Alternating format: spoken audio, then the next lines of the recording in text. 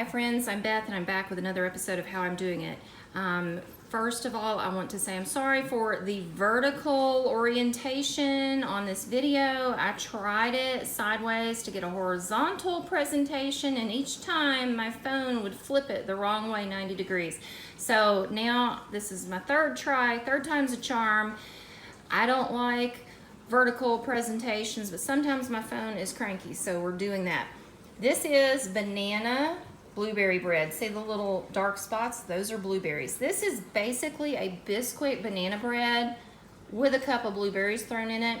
I had some blueberries left over and from something else, and I wanted to find a way to use them. And then I had bananas in the freezer.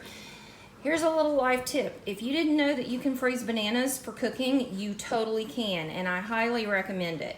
So what you do is when you get bananas at the grocery store or wherever you get them, if you realize that they're going to turn too far brown for you to enjoy before you can use the whole bunch, put the last ones, peel them, put those peeled bananas in a plastic zipper bag or some type of freezer container and freeze them. When you pull them out, they're going to be perfect for this type of thing, for baking. So what's going to happen is, besides storing them so you can use them later and making good use of your resources, the freezing process is going to change and break through the cell walls of the banana. So it actually makes it mushier and easier to incorporate into the batter. It's a really, really good way to prepare ahead of time. And then, if you're like me and you don't have time or energy to cook on the weekdays, you can get around to using those bananas when you feel like it, like I did today on this fine Sunday afternoon. So I Googled blueberries and bananas, and I found this at bettycrocker.com.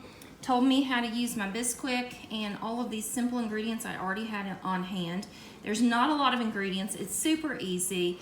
And then the biggest part of the time, of course, is the baking. It takes roughly almost an hour and then 2 hours to cool.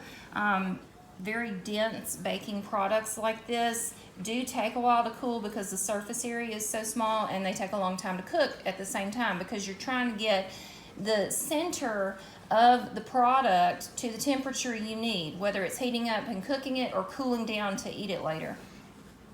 But you could take anything, I think, in the place of the blueberries.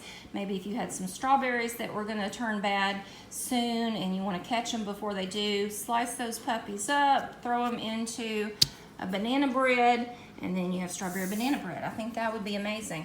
I'm really pleased with how this turned out. I mean, it is tall. If you can see, it is so tall, like it's coming over the side of, like the top of, past this top of the pan.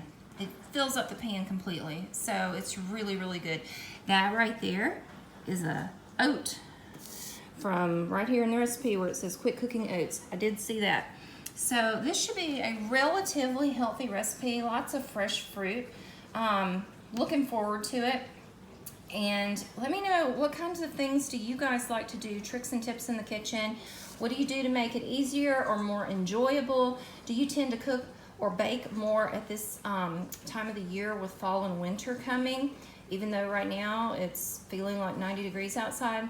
Very interested to hear what all of you think.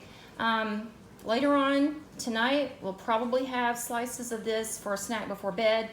Knowing me, I'll probably have another couple of slices for breakfast tomorrow. I like to put either room temperature butter so that it's softened at room temperature. I don't like to use margarine, but I put room temperature butter out, or butter out at room temperature so that it becomes spreadable. Or something else we like in our family is we will use cream cheese. You could use honey. You could put jam or jelly over it. Lots of different things you could do. So that is how I'm doing it. I hope that you guys have had a wonderful weekend, and thank you for stopping by to watch this video. If you would like to watch more videos as I post them, please click the subscribe button, click the little like button. That would be so awesome. I would appreciate it. And then you won't miss any of the videos that I post. Thank you guys. Hope you all have a blessed Sunday. Talk to you later.